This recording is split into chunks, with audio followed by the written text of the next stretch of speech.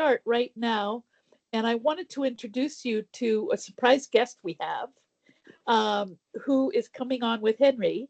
But I'll wait to introduce Henry to you first. I met Henry about 3 or 4 years ago. He works at a program called the Solferino Academy, which exists in Geneva. And when I was staff on loan in Geneva, I used to walk right across the hall and talk to people there.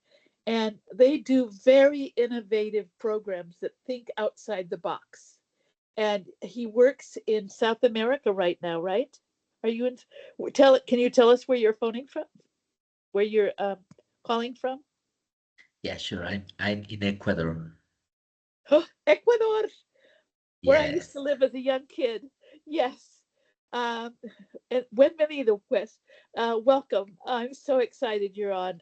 In any case, he's worked with Solferino most recently because they did an innovative program where they had youth from all 192 national societies send in a 60-minute video on a disaster in their homeland. And it was not 60 minutes, 60 seconds. And so it's a quick thing of what to do in case of a heat wave, or what to do in case of a hurricane or a typhoon. And I was really intrigued by that, especially because youth are a next generation to deal with everything. And then the other person who is our surprise guest is Alice, who comes to us from the East Coast. And she is wonderful because she has been working in the New York area, and she created the most amazing PowerPoint um, on um, journalism and international humanitarian law, which is this next year will be focused with Youth Action Campaign and Youth Services on journalism and the role of International Humanitarian Red Cross with journalism. So she's going to be the second speaker. And without further ado, if there's anything, Henry, I've left out about your introduction, please share. And um, and then I'll ask you the questions that I normally ask. Yeah, thank you very much, Jill. I'm really happy to be here. As Jill says, I'm Henry Cáceres. I'm part of the IFRC Solferino Academy. I'm not sure if you have heard about the Solferino Academy, but basically we are the global innovation hub of the IFRC, and what we do is we support national societies, regional offices, delegations, clusters, also reference centers to uh, use innovative approaches or different approaches or bold approaches or experimental approaches to try to find creative solutions to the most pressing challenges that we are facing. And it is super important to do something like that because I'm pretty sure that you know this, but right now we are living in a world where challenges, where social problems, where humanitarian needs are bigger, are interconnected, are longer term, and impact deeper in communities. So basically, the humanitarian landscape is changing, and the only way in which we can really address the real humanitarian needs that people is facing is by trying and testing and exploring and experimenting more often and giving the opportunity to anybody in the national societies to propose and to promote ideas that can help the national society to transform, but at the same time to impact or to have bigger impacts in the communities. In the Solferino Academy, we have three main pillars, let's say. The first one is innovation. We help national societies to develop innovation capacity so they can produce new and interesting services or products to address humanitarian challenges in their territories. The other thing that we do is transformative leadership. The only way in which we can promote this experimentation cultures is by uh, bringing into the organization leadership skills that allow people to be more flexible, more adaptive, more agile, understanding better the context and without the fear of sharing the power or sharing the responsibility or bringing into the organization learnings from other places, even if it is the corporate sector. And the third thing that we do is something we call the think tanks. So bring together people from different parts of the world, and we give them a space where they can talk, share, debate, analyze, produce ideas, content that is important for them, so we can learn more, so we can exchange more, so we can get in real time insights that allow us as a IFRC network to keep evolving while at the same speed that humanitarian challenges evolve. And that's one of the most important things because of the why we exist. And the other thing that we do, which is transversal to everything, is that we use a strategic foresight approach. Basically, what we do here is that we try to understand and speculate and imagine what the future might bring so we can start preparing for those potential future scenarios. That is what we do at the Solferino Academy in general. And my work essentially is supporting national societies in building innovation. And that is what I want to talk to you a little bit today. Uh, the first thing that I want to share in this space is that we are facing a tipping point as a Red Cross Red Crescent because we are facing challenges that at some point in some places are bigger than the capacities we have, and not because we can't handle that, but because we are a little slow in solving them or in addressing them. And we keep using like very traditional, very, let's say, uh, regular ways of addressing the challenges. So the first idea I want to share with you, which is an important one, and I would like you to reflect on this Can when I you are stop you? doing. Yeah, sure. Can I stop you for just 1 second? Wonderful, Yes. because before you get into the meat of what you're going to talk about, I apologize for interrupting, but you know I always ask you this question, Henry, because there's so many youth on who want to know how to become international, and in order to work internationally, they have to live internationally.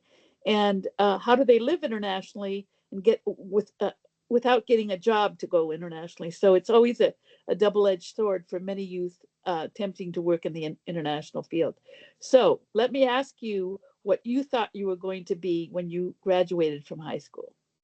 When I graduated from high school, I had a minor, I guess that you call it like that, a minor in accounting. So I was supposed to study something related to accounting or related to business, and I wanted to be a businessman, but in a more traditional way, I would say. The funny thing is that when I was in the middle of my career, when I was at college, I realized that it likes me. I like that, but it doesn't really fulfill me or doesn't really kind of satisfy what I wanted to do in life. So what I did was to change a little bit my studies at college. So I started studying marketing to then study and specialization in social marketing, so I can combine the business part with the social part. But in the very middle of the whole process, appeared the Solferino Academy, and they launched uh, a competition in 2019, competition in which I participated and was one of the winners. So when that happened, it was for me like, okay, I now discovered what I want to do with my life. So I started to study innovation uh, for doing innovation formally here in the National Society in Ecuador, but also for using innovation in my daily life. I started working with entrepreneurs who wanted to use innovation approaches to build their uh, their their little business or their startups. So I imagined that I could be an accountant when I was 18, but when I met the Solferino Academy, I discovered that I want to be a person who works on innovation. But once I started working in the Solferino Academy, I discovered the strategic foresight. So now I would like to be a futurist who works with innovation, or a futurist who uses strategic foresight for developing innovative solutions for complex problems. So yeah, that was my evolution. So it is a totally different field that I Totally started. wonderful. Yeah, Yeah. It's we very surprising what we get to be when we grow up. I know. yeah. Yeah, so And please something forgive me actually, for something interrupting. that I would Go say for is it. that you don't have to feel afraid of changing like the the pathway you selected at the beginning, because that might take you to the places where you are really meant to be. So yeah, don't be afraid of changing a Thank career you if for needed. that. Yeah, and feel free to go ahead with what you were speaking about, but I just wanted people to have that sense of who you were. Yeah, thank you. Great. So actually, what I'm going to be sharing with you is something uh, that I've been feeling through the years, because something that I didn't mention is that I was a volunteer in the Ecuadorian Red Cross. I started my volunteer journey when I was 15, and I was volunteer during 20 years in Red Cross. So it's a very, very, very long time. And I learned a lot. And those 20 years of volunteering taught me that if we really want to keep relevant in the future, if we really want to be able to address the complex challenges that we are facing now, we need to evolve. Otherwise, eventually, we might be an irrelevant organization that doesn't really understand well what is happening in the world. So the first thing I would like to share with you as an idea that I would like you to take from this little chat that we are going to have is that give me a second. Oh, here it is. Okay, so this is the first thing, and I would like you to have this idea in your mind. We cannot solve the challenges of the future with the same systems and structure that created them. And that's something that many of the national societies worldwide keep doing. We are trying to solve problems of the world right now with approaches that we used to use 10, 20, or even 30 years ago. And then we started thinking like, why? This is not working, why we are not having the impact we would like to have. It's because of that. It's because we are doing things in the way that we used to do before, and that's not useful. So that's the first idea I would like you to have with you. The second idea that I would like you to have from this session is that you start thinking more often, how is the world changing? What is happening now here in my country that can impact in the vulnerability of people? What is right now happening in my region or in other regions that can have some impact in the place I live? So you can start understanding better what are these interconnections of the global challenges. And when doing that, you will notice that there are some elements that need to be addressed differently in the national societies. So after doing that, you will be able to propose or to plan or to design activities with different approaches that can give you better or different results. The other thing I would like you to think after the session, once that you have understood or that you have explored or that you have learned about what is changing in the world, question for yourself who will be vulnerable in this potential future, who will be vulnerable because of these changes that we are experiencing, and why we should be asking who will be vulnerable in the future. We have to do that because in that way we can prepare ourselves for helping better to these people, or in the best scenario possible, we could avoid a future where these new vulnerabilities happens. But the only way of doing this is by uh, understanding well the context in which we are living, and the context in which we are living is not only our communities, not only our city or our country, it is what is happening globally, and understanding how that can impact the life in the place where I live. And the other set of questions is, okay, what is the future of Red Cross and Red Crescent inside those potential scenarios or those potential changes?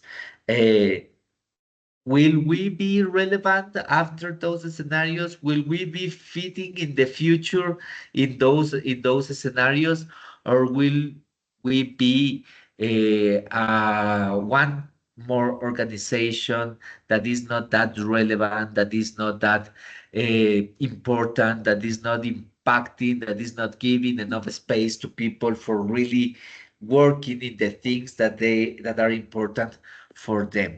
So this is the first thing I wanted to share with you, that it is important that we understand that right now as national societies, and I'm not going to point to any national society, it happens in almost all the national societies in a different level. Uh, I would like you to start thinking in the place where where your branch is located. What are these traditional more rigid ways of working that are not allowing us to actually address the problems in a way that we can generate long-term impacts? So start thinking on that, start analyzing it, and then ask this question for yourself and for the volunteers or the staff you work with. That is the only way in which you could start like discovering what are the changes the branch or the national society needs. So here in the Sovereign Academy, we invite people to do these three things: explore, question things, learn about things, learn things that are not really related to what you do, but that somehow can impact. So explore as much as you can, and go out of your comfort zone while exploring. Then start experimenting. Once you have learned, once you have understood what is happening in your community, in your extended community, start running little experiments that where you can use approaches that are not normal in the organization. And once you have a result, show the results to your peers, to your managers, to the person in charge of the national society, because that little experiment can become into something bigger, and then learn from those from that exploration, learn from that experimentation, and provide those learnings into bigger platforms. For example, the Solferino Academy has um, some kind of blog post where we receive the things that people write, and then we share it globally. So if at some point, because of the work you do, you have an idea that you would like to share with the world, just contact us, visit our website, and share with us this little piece of thinking that you have, and we will share that with the people that are interested in learning things that you are doing. Uh, because the future is coming faster, and that's a fact. We can't really now make big plans for a long time because the world is changing super fast in every single minute. So the only way in which we can be as fast as the future is by being curious, because as it says in this phrase, the future belongs to the curious, to that people that see beyond existing systems and thinking patterns. And the only way in which we can actually address the challenges that people face is by doing this. One thing that we do in the Solferino Academy for encouraging people to start thinking differently or to share or show things differently is by our different programs. One of the programs that we have is the Limitless Academy program, which is a global innovation support system or ecosystem for young people. We are closing now the second edition of the Limitless Academy, which was about climate and environment. This year, we supported around 1,000 projects, more than 6,000 people from 142 countries, and all of them access to a global network of young innovators where they learn how to use innovative tools for materializing their projects and then to implement that in the communities. And we provide to them access to mentors, access to knowledge, access to our network, access to some seed funding. And we are going to launch a new edition of the Limitless Academy later this year. It's going to be about peace. It's going to have a lot of streams. We are going to support 1,500 projects worldwide. So if you have or you know young people that might be interested in participating in these spaces and learn from a global perspective what they can do to support their communities, but at the same time to help the national society transform, then tell them that the Limitless Academy is happening again later this year, and that we will be more than happy to have everybody in there. Then we have other approaches for kind of promoting these different ways of doing things. And one of those ways is the Ready in 60 competition we organized a couple of months ago. And I'm going to show you some examples of this. So there is a YouTube channel of the Solferino Academy. And if you come to the part that says shorts, you can access to the videos that volunteers and staff from different countries created to help people to be ready for crisis and disasters. Um, what they had to do was preparing a 60 seconds video explaining people how they can put themselves in a safe place, or how they can prepare an emergency bag, or how they can what they can do in case of an earthquake, in case of an hurricane, in a case of a flooding. So I'm going to show you one from Amani. If I'm not wrong, this is in English. Let me check, because we have from many different languages. So, for example,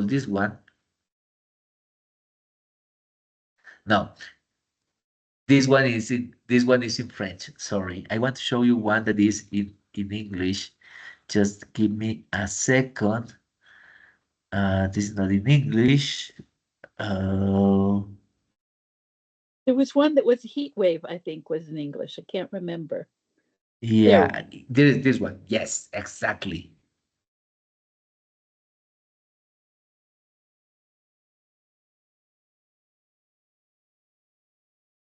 Does it have sound to it? You can hear it. I don't know how to share it with sound. Okay, give me a second. I guess that I'm not sharing with sound. Ah, here it is. Okay, now. So we use this kind of approaches, as I said, for helping Red Cross, Red Crescent volunteers or staff to promote Heat waves something. are silent disasters. 60 Okay, okay. Oh, there it is. You don't need to see flames to be in danger.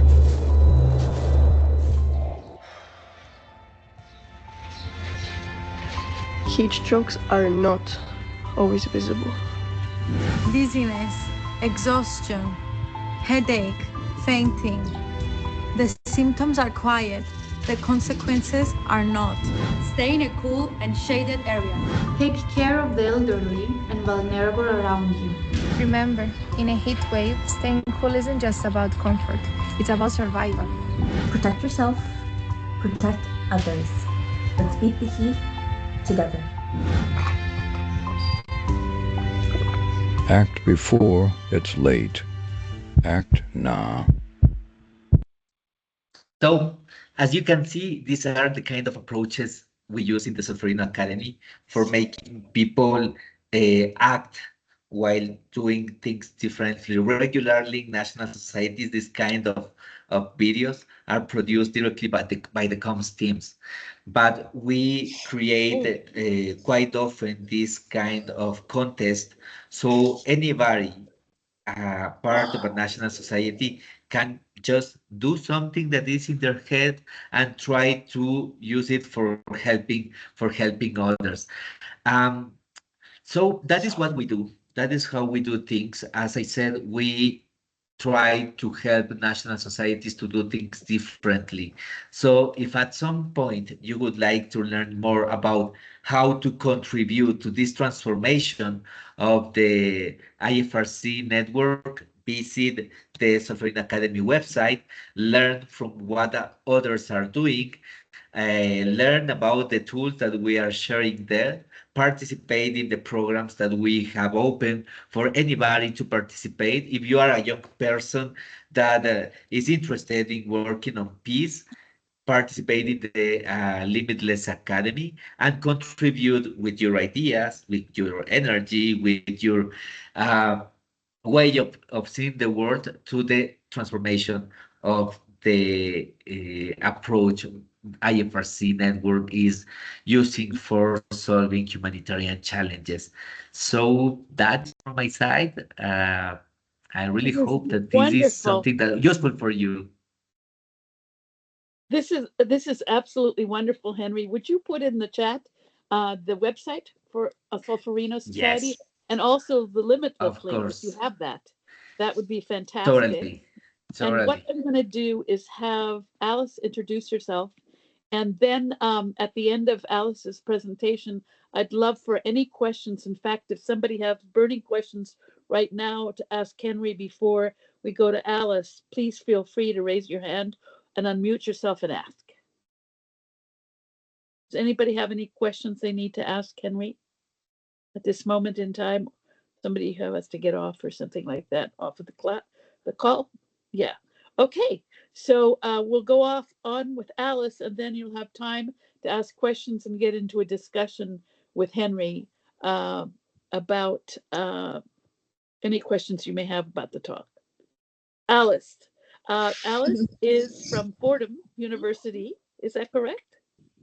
And is wonderful because she started working with Robert Bernstein, who's the community partner for IHL, and created this wonderful PowerPoint on IHL and journalism, and is a perfect example of youth becoming innovative and creating amazing things that we would be hard put to do. So, Alice, please go ahead and introduce yourself in ways that I didn't. You know. Well, that was a great introduction. Hi, my name is Alice. I am a junior at Fordham University. I'm double majoring in international relations and French.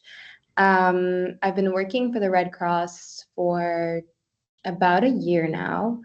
I started off right after my freshman year of college, and I worked in the international services sector in the Greater New York Region chapter. And it really opened up my world to a bunch of different things. Would people just put themselves on mute that aren't Alice? Thank you. No worries. It really opened up my world to a bunch of different things, specifically international humanitarian law, which is mostly what I work on now.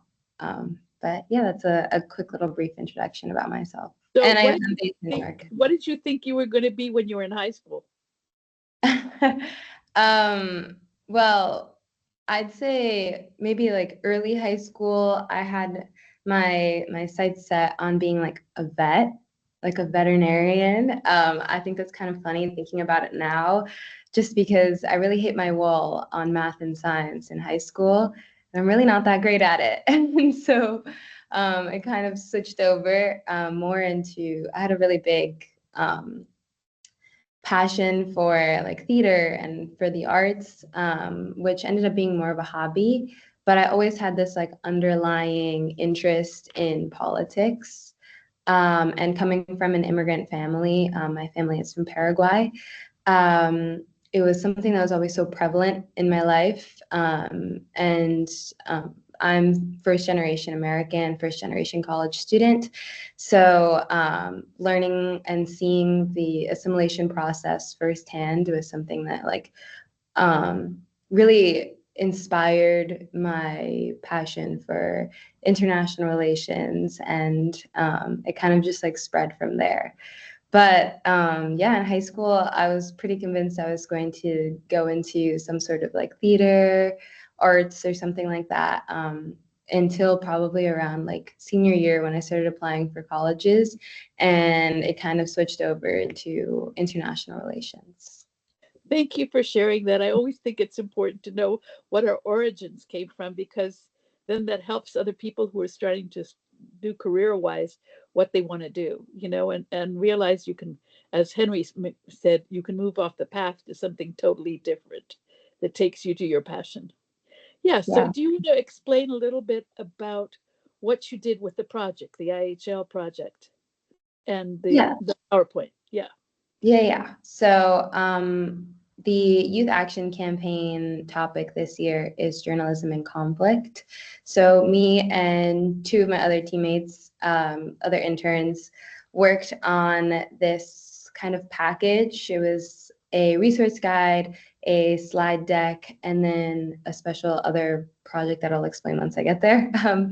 But it was a bunch of research. We went into a bunch of like the international humanitarian law, like the really hard like things to read, and trying to break down international humanitarian law into easily digestible pieces that can be like can be digestible for like high school students and for students that would be participating in the youth action campaign. And it took a lot of working through it, all of us trying to really dissect it. But we ended up figuring it out, and we made I think it was about 10 pages of a resource guide that included a brief history, um, as well as like movies and books that you could read about it, just to kind of make it a little bit more interactive. And then our slide deck was challenging because we had to create like we had these like 10 pages of just amazing notes on journalism and conflict, and we had to fit that into like 6 or 7 slides to be able to be presented in the future. So it's a lot about making it very short and succinct, and again, easily digestible pieces for high school students. But it was really fun, and I was able to put in a little bit of my artistic abilities into my PowerPoint, and creating something that looks presentable and looks appealing for like a reader or someone new that has no idea about journalism and conflict or international humanitarian law. And then finally, we were able to create a survey that we were able to send out to a couple of journalists who are actually in the field or have had experience in the field, to kind of see how IHL works in real time and give a real perspective on how it works. And we were able to interview someone who had worked in Syria. And it was an amazing experience, and it really opened up a whole bunch of different avenues for me to explore about journalism and conflict, and it was amazing. And yeah, that's basically the project. It's a lot Yeah. to do. To put IHL in 6 slides is daunting to begin with, because it's 4 volumes. I mean, I've read the texts of international humanitarian law. They even have an app now that's international humanitarian law app put out by the ICRC. But To narrow it down to 6 slides is amazing. Congratulations. Thank you. Thank you. Thank you. What I'd like to do is open it up to questions and comments and any discussion right now for people to be able to ask. Um, and please don't be shy. Feel free to unmute. Feel free to show your face if you like, and just raise your hand. Or if you have a question you want to put in the chat, this is your time because we have about a half an hour to talk about um, anything having to do with what Henry and Alice have talked about. And if no one has one, I can start with one, Henry, because the first time I started with Solferino Society in terms of being in the United States was having Sean Hazeldine send out a note saying 10,000 people on a call all at once that would be broken down into groups to do discussion. And I was in such shock because for me, being technologically challenged was the most amazing thing. And then I've seen it grow into this wonderful project with Limitless, and then what happened with the 60-second videos. What has been the biggest challenge you have faced working with the Solferino Society in terms of making wonderful, innovative things work? What has been the biggest challenge for you? I would say that there were two big challenges. We are still facing two big challenges, and it's not only the Solferino Academy. I guess that it's the IFRC in general. The first one is technological accessibility. Not everybody have the same conditions everywhere. So, for example, Limitless is a program that requires that people get together online for some periods of time. And in Limitless One, we had this problem that in places in Africa, some people didn't have access all the time to internet. And I remember one day, one volunteer, one of the participants from Africa, he sent me an email and he said, "Hey, sir, I just wanted to apologize because I couldn't join the session because in the place where I live, we don't have electricity, we don't have internet, and most of the time we have to choose between having some food or using internet." So you face those kind of stories when you work globally. And that is one of the biggest challenges to make sure that everybody, that anybody everywhere can join despite the infrastructure. So for the second edition of the Limitless Academy, we did something interesting. We used WhatsApp learning approach. So basically, it doesn't really matter if you don't have internet all the time, as long as you have a basic phone with access to WhatsApp, then you can go to your branch where you have internet, and then you can download in your cell phone the knowledge. That created a big impact because the difference between Limitless 2 and Limitless 1 was that most of them used these concepts they learned in their projects. So we realized that it worked. So that's the first thing, the access to technology. And while we are not, for as long as we can, like solve these accessibility problem, we are not going to be able to provide like open, inclusive programs for everybody. We are still trying to solve that. The second thing that is a big challenge is language. That is another big barrier. And I have to say that for the IFRC, we have 4 official languages: English, Spanish, French, and Arabic. But most of the material IFRC produces is in English. And I have heard from people saying, "Hey, there are 4 languages that are official. Why we only produce material in English?" And that's a fair complaint because if we don't produce the materials in the language that people talk, it's going to be super complicated that they learn or that they participate actively in the things that we do. And we kind of solved it a little bit in the Limitless Academy because all the trainings, all the material were produced in 15 languages.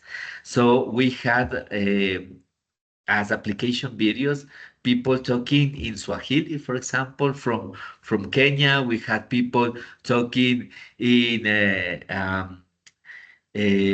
what is the name of this? In Persian, we had people talking in Bahasa. We had people talking in native indigenous languages from South America. So it was really nice to see that when you put in the table the fact that not everybody have the same access to technology and not everybody speak the same languages as most of the people do, and you so give some solutions for that, you can create a real movement where everybody can participate despite the conditions of where they live. So yeah, those are the two challenges that we have faced so far and we're still facing.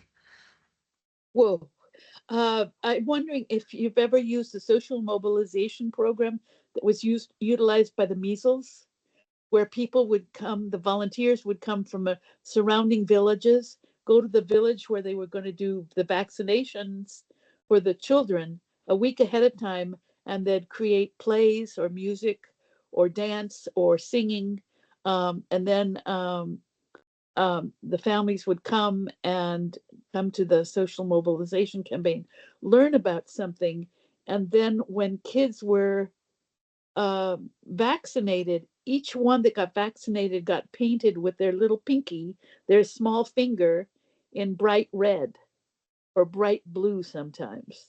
And so they went around showing their fingers to their friends, and it was a way of educating somebody that where you didn't need a language, but they were using it, people that live from surrounding villages that spoke the dialects or the languages, and that was a wonderful way of communicating. I don't know if you've heard about that.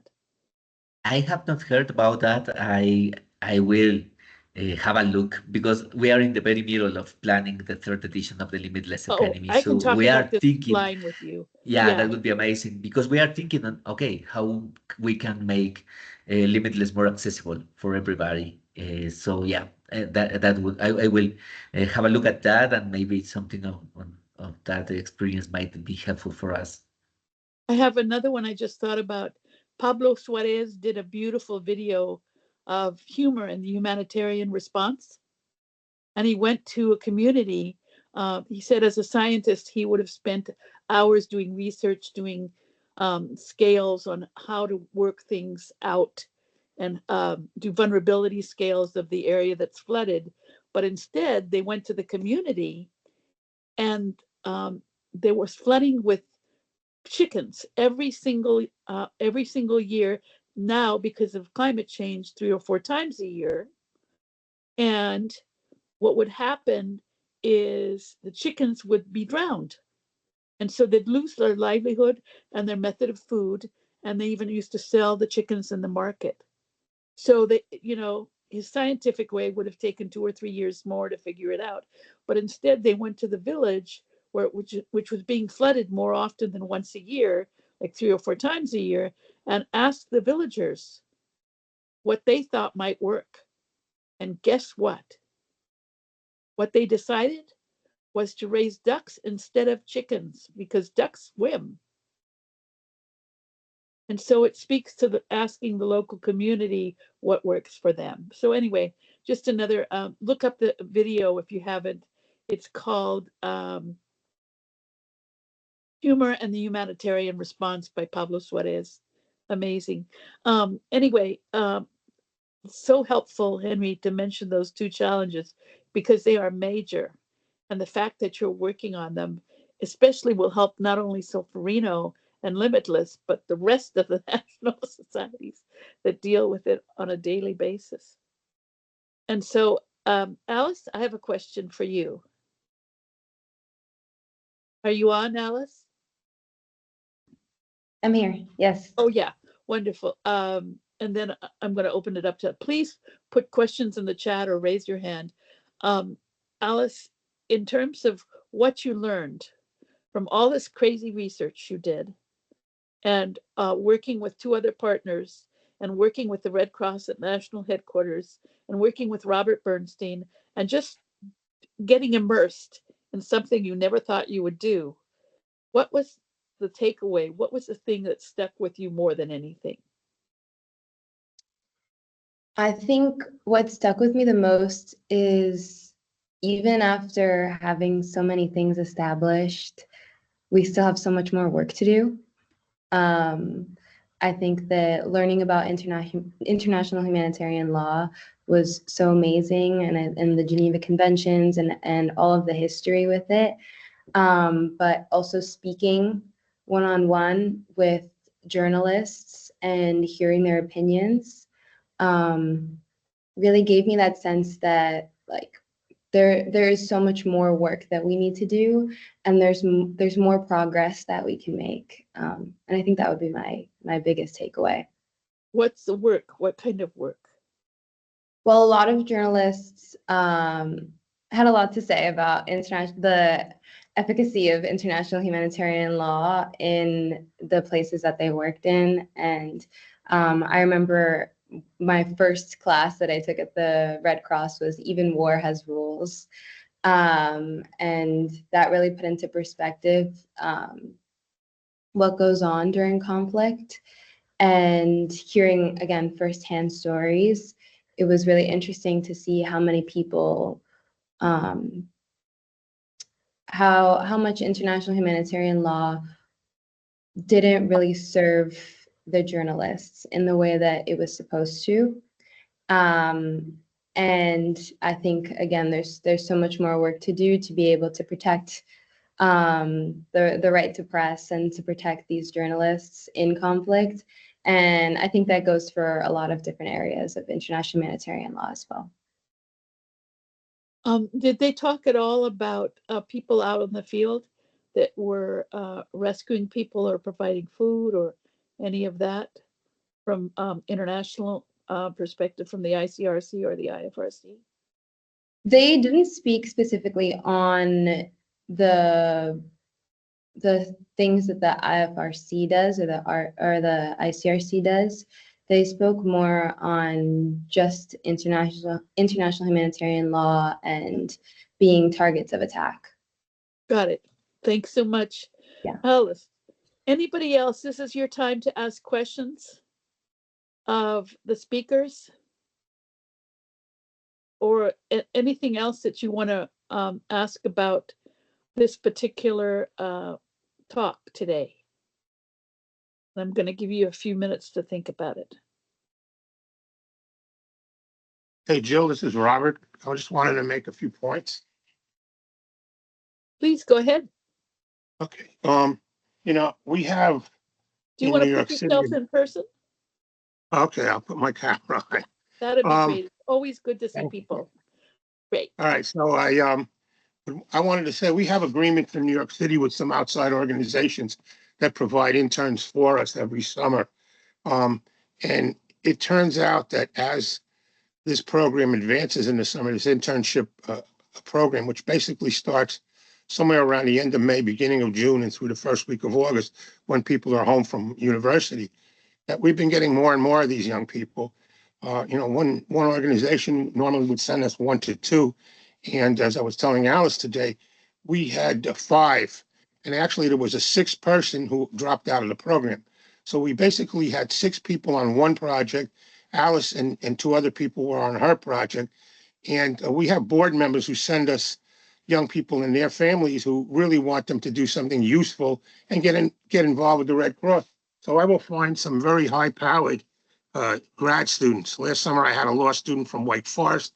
This summer, I had a young woman who had just come back from a Fulbright scholarship, and she had spent her time in Jordan. And she was basically fluent in Arabic and classical Arabic, which made the interview process really something to behold, because they were able to actually reach out, as Alice said, to this journalist who was in exile in Paris and then was on her way back to Damascus. And the interview was actually held the first day she was back in Damascus after a number of years of exile. But we have a great team, and the job that you give them, they basically take it and run with it. And we'll meet in the office 3 or 4 days a week, but once a week I'll say, hey, where are you guys? Where do we stand? What do you think we need to do? Is there a change of direction? I will guide them on things I think that need to be guided on. And we also go out on trips this year. For example, we took a trip to Ellis Island so people could understand the immigration debate from the historical perspective. We have webinars that we attend. Some of them are from the Red Cross, other outside organizations. But my goal here with this program and young people like Alice is to give them the full experience. In addition to which, the gentleman who's from Southeast PA will know we sent him out on ride-alongs. We sent him out to do, sound the alarm program. So some of you on the West know what that program is. So we give them those opportunities. The main goal here is, though, we want to make sure that at the end of the summer, they have something that they can feel proud of and they produced. My other team, they produced actually a set of 8 webinars on the 7 principles, a basic history of how the 7 principles came about, and a separate individual webinar on each of those principles and how those principles apply. And we interviewed people in the New York region who are in the field, and we asked them to talk to us in an online interview about what they were going to be doing and in their careers and how the 7 principles basically guide their careers. And it's one of the things I always tell people who come to me. The Red Cross is based, whether it's the American Red Cross or any of the other Red Cross or Red Crescent societies, is based on those 7 principles that do not propose all that many years ago. So everything we do has to be within the confines of those 7 principles. And to me, those are paramount. And so when we get these projects completed, it is our goal, not mine alone, but it's our goal, especially the interns' goal, to separate and disseminate this as widely as possible. And that's basically what's going to happen with those other webinars. Anybody who has any questions about the webinars, who has any ideas, who would like to come on board, we're working on some other projects this fall. And, if any of you are interested in connecting with me or Alice, you can reach out to me. My email address is on the Red Cross email site. You can reach me. We can have a chat. But I want everybody on this call to understand that these young people are the future of our work. I'm a much older guy, but I also know that Alice and the team that worked with her, those are the future people that are going to lead this Red Cross. And we have to ensure that they realize how important and how wonderful this organization is, but also what their contribution is and how wonderful that is as well. So I'm going to leave it at that. But I got to tell you, we have been blessed in New York with these young people. And anybody who tells me, these kids have no direction, I have to tell everybody, listen, you don't know the kids I know, because they're certainly directed and they know what they want to do. And, Alice, obviously, but all the rest of the team as well. So thank you. Thank you, Robert. There's a question in the chat, but unfortunately my chat thing stopped working. So is somebody look in the chat and ask and see what somebody, I think it was Naomi, asked a question? Would somebody tell me that? Would somebody unmute and let me know what's in the chat? Yeah, there is a question that says from Rosemary. Do you coordinate or work with other organizations like United Nations in your projects or programs? I will. Henry. Can I answer that, Joe? Well, let Henry answer it first because he's global. Yeah? Yeah, in the global level, of course, IFRC coordinates with many organizations. UN is one of them. Actually, we are having right now a delegation of the IFRC in New York because of the United Nations General Assembly. And actually, we are organizing some sessions there around different topics.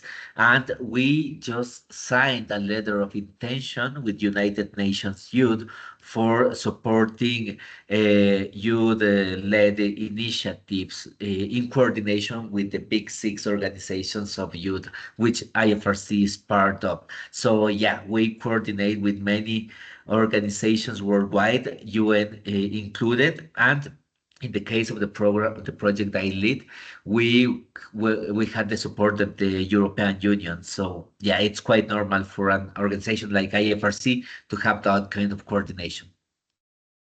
Wonderful. Thank you, Henry. And go ahead, Robert, and go ahead and say what you wanted to say.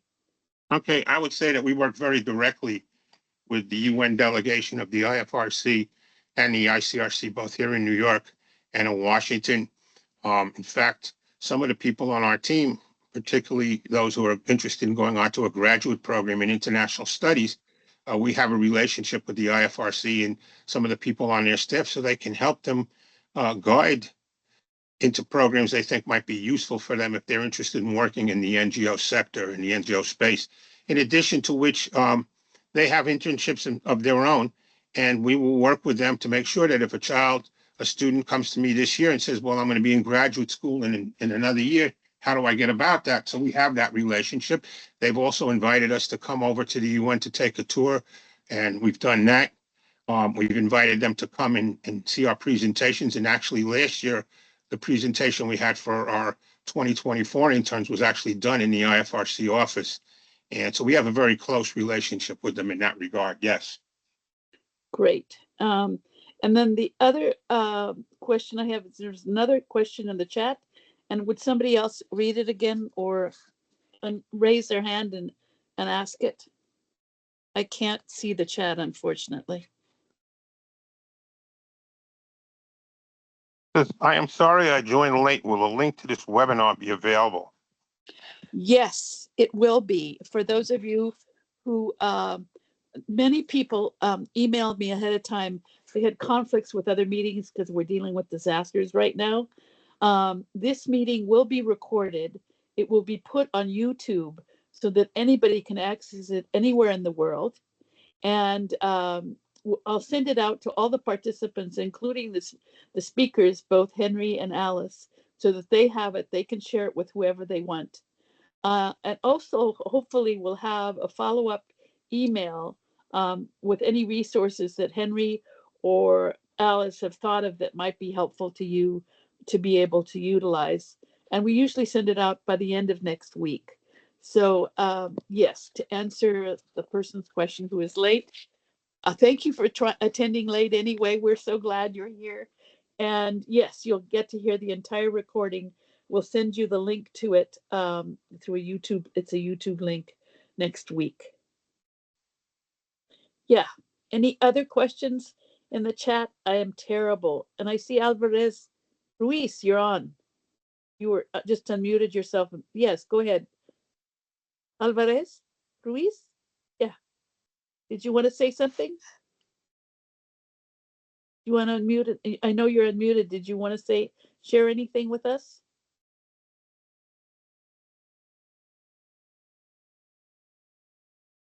Okay, we can't hear you, so I don't know if you're saying anything.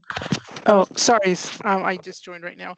No, I was the person that asked a question about whether the webinar will be, I joined late, and so I was wondering if I could view the entire webinar if you just send out the link. So that was me. Thank you very much. I Oh just yeah, heard your no conversation. problem at all. No problem at all. Welcome.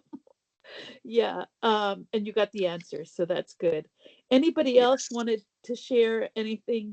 Anybody else have any burning questions for either Henry or Alice? Would you help me look in the chat because I don't know what happened to my chat, but it's stretched out and I can't press any buttons to find out who's speaking.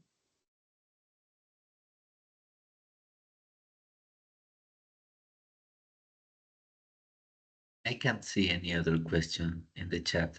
You can't. Okay. Yeah, there's no more questions, I guess. All right. I just want to thank you all for being here today. And I know you're in different time zones. Henry, what time is it in Ecuador?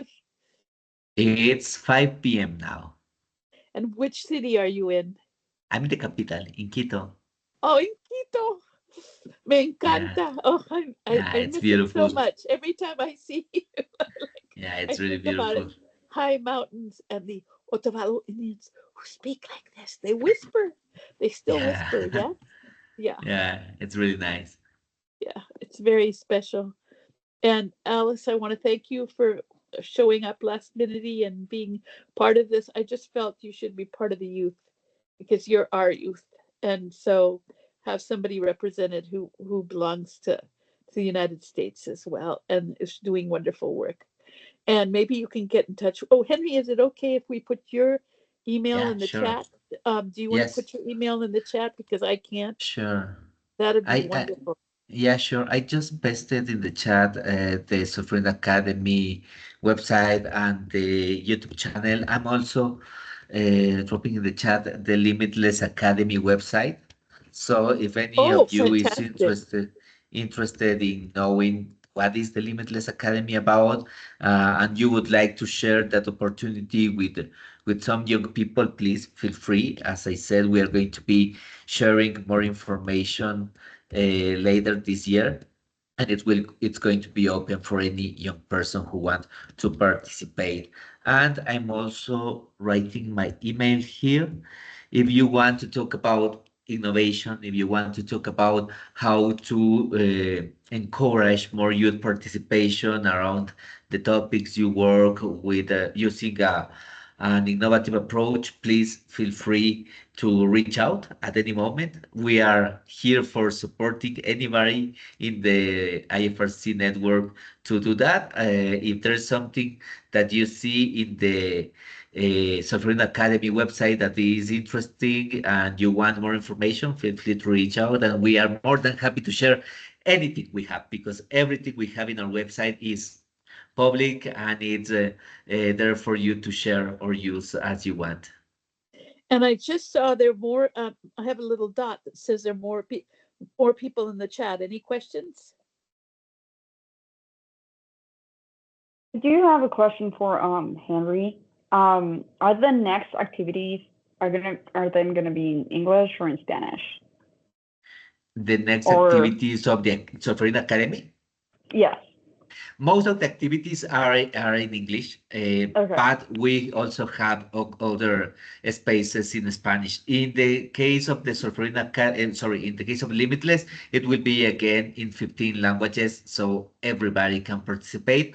And Okay, we cool. usually have live events or things like that, so you can follow us on Instagram. Also, we have a Facebook group with volunteers from all the world in Facebook, and we also have LinkedIn, so you can just follow Yeah, us. And I'll reach out. I'll send you an email. exactly, yeah, Perfect. please. Thank you. It's great. And are there more things? There are more things in the chat. There's still a dot there. Is there anything else in the chat? Or is it my imagination? I don't think any of them are questions. They're all like thank you and email information. So. Oh, wonderful. Wonderful. Yeah. Well, I want to thank you all for being here today. And we'll have another speaker. We're going to have the stateless next month. And we'll send out that newsletter eventually, probably soon. But I just wanted to thank Henry. And can I bug you next year to come speak again? Would you be willing to? Yeah, my pleasure, my pleasure. Oh, And wonderful. if there is any opportunity at some point that you can invite or that we can bring one of the young participants from the Limitless Academy to share what they have done, that would also be amazing, because I'm pretty No, sure that you would absolutely. enjoy their stories.